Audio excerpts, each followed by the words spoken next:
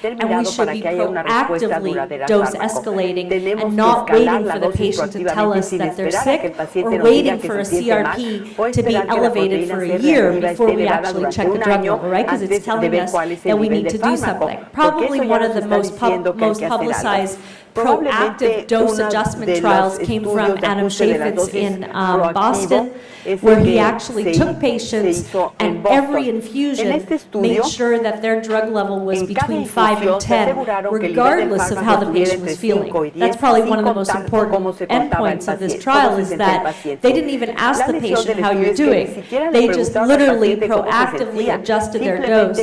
And this was Adam's practice, which is the blue line, which is the durable line. And this que is se compared muestra to en la his línea partner azul. who never checked Este es a Adam drug en level comparación or con otra only checked persona a que drug nunca level when se the patient verificó was el nivel del failing, which is fármaco, that reactive o drug solo se monitoring. verificó el nivel del And look at how fármaco many of his cuando partner's había patients were falla still on drug, terapéutica. Esto es almost una none, verificación compared to reactiva. Adam's O sea, del patients número de and how long these pacientes patients que stayed se on mantuvieron drug. con So that's a teaching tratamiento point, fueron muy proactive pocos en versus comparación reactive, con and the la outcomes that we should verificación proactiva del hope to nivel achieve. farmacológico que And what does the permite que el future look paciente like? And continúe this en el is my last tratamiento slide. durante mucho The tiempo. future is telling us ¿Qué that nos we're dice going to be el able to futuro? go El to futuro a nos dice que computer, vamos a we're going to be poder able to put in entrar a una the patient's computadora, albumin, their introducir weight, la their albúmina, el CRP, peso, la their proteína C BMI, reactiva, el their índice de drug masa level, and it's corporal, going el to nivel tell del fármaco you del paciente, exactly what the y la dose you need computadora for nos va that a decir patient to exactamente keep cuál es their la trough dosis que level at necesitamos para 7 el or 10. You paciente can choose para que whatever el trough nivel you mínimo want. sea de And what 7 I o de did is 10 for y uno this puede patient who was elegir a el mínimo rapid que clearing requiere. patient, Para este I paciente que showed me tiene that I una could only depuración give o this drug eliminación every rápida, 4 weeks if me I gave mostró him que puedo 23 darle milligrams per el fármaco kilogram, cada 4 which of semanas course y doy is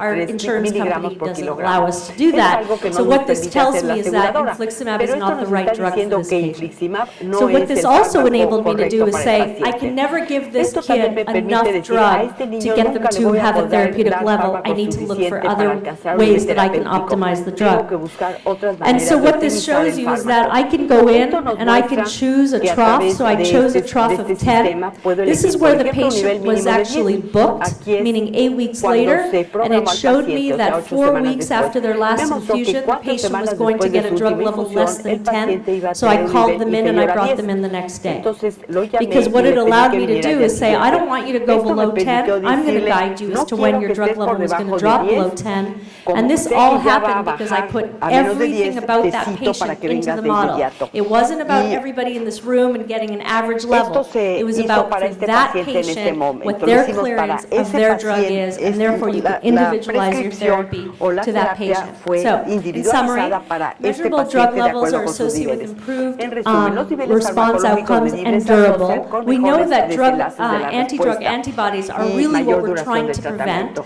by Estamos keeping tratando de drug prevenir los measurable and anticuerpos finding ways to be antifármaco, manteniendo creative. el nivel del We know fármaco that medible y optimized encontrando monotherapy maneras with creativas proactive de monitoring subirlo. may be La effective monoterapia and safer utilizada con because monitoreo what continuo everyone es asks me una is, if I opción check a drug efectiva y level segura. early, do I Porque si need to verifico el add nivel del methotrexate fármaco or Imuran? inicialmente, The debo answer is agregar no. metotrexato Because o all Imuran. that La respuesta es que methotrexate no, and Imuran was porque doing, it todo was lo que keeping estaban my drug haciendo level up. metotrexato So y just Imuran bring era the patient in mantener arriba el earlier. nivel del That fármaco. way you don't Entonces, need 2 drugs lo que to hay que make hacer one es work. I mean, pedir that al is paciente que really venga the antes premise y no behind agregar otro fármaco. pediatrics, Es la the premisa que hay whole en idea about pediatría. lymphoma and Es la being idea de worried about malignancies and skin preocuparse por cancers, linfomas, and the list goes on patologías for malignas pediatric y patients in cáncer. particular. Lo mismo se This is aplica a a way los where I pacientes get away with it pediátricos because I don't ever Y use combination yo therapy. lo I logro only así use porque monotherapy, sin but I usar check the terapia drug level combinada week 6 in únicamente UC and at week 10 monoterapia, in Crohn's. verifico That's los how I'm niveles able de to get away with fármaco a it, la and I'm semana also 6 putting en all their colitis characteristics ulcerosa into that y computer. en otro And that momento para la dashboard enfermedad de guided Crohn. dosing is closer than we think. So thank you so Y much.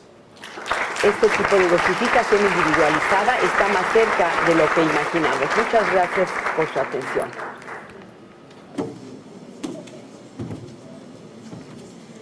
Sí, tengo el gusto, después de haber escuchado tan excelente plática, de presentarles al doctor Franco Scaldaferri. El doctor es gastroenterólogo, trabaja en el Centro de Enfermedad Intestinal de la Universidad Católica de Roma, Italia.